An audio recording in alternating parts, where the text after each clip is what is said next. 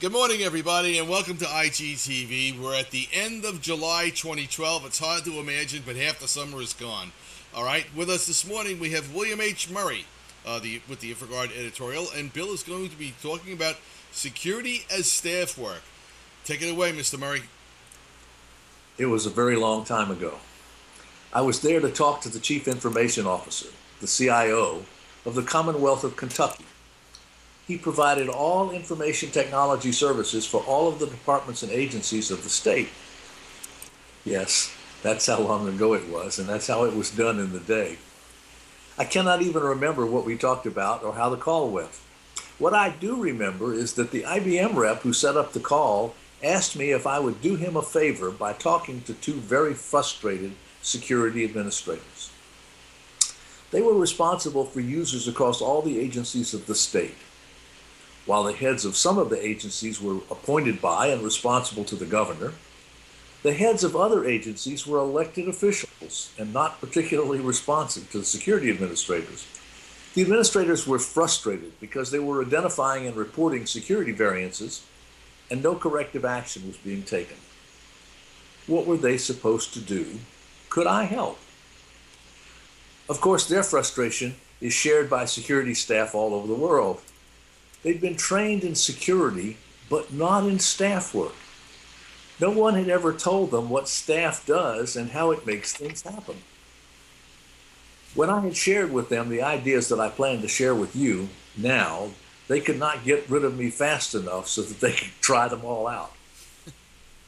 Staff exists to amplify management capabilities around business functions like marketing, manufacturing, finance, and yes, even security. Staff articulates and recommends goals, objectives, and policy.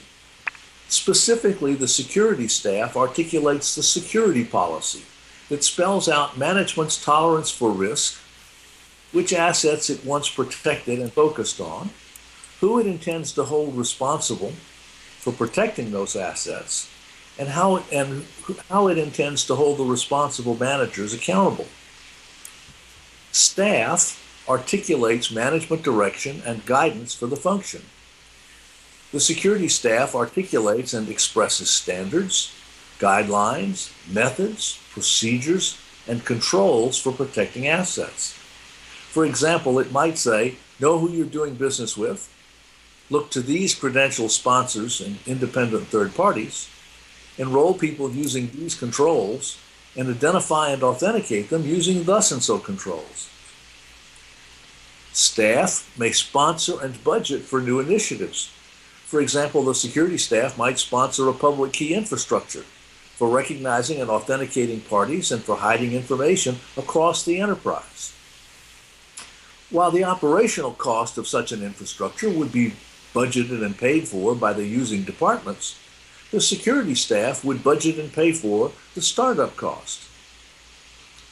Staff articulates, prepares, and expresses, sponsors, budgets for, and pays for training in the function. There's always going to be security training, and the security staff is supposed to budget for that. The security staff ensures that employees and associates know what to do and how to do what the security staff believes that they must do in order for the enterprise to achieve the intended level of risk.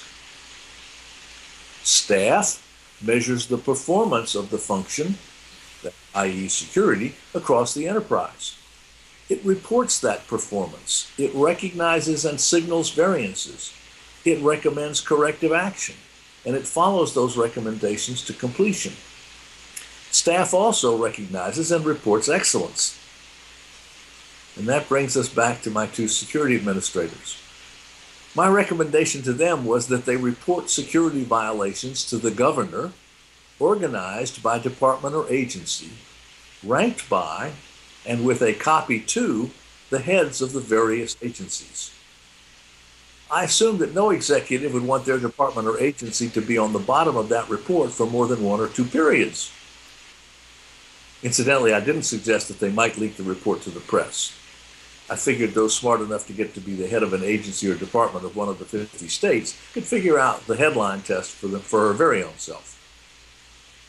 Since badges had been introduced but not accepted into the state government culture, I told them the story of the security manager who walked around without his badge and gave $100 bills to those who asked him where it was.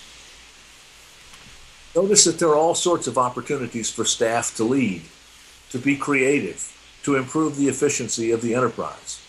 From policy to follow-up, the security staff gets to influence what the enterprise believes and how it behaves.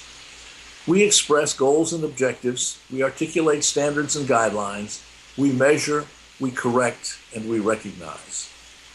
This is how we make things happen. It relies upon leadership, authority.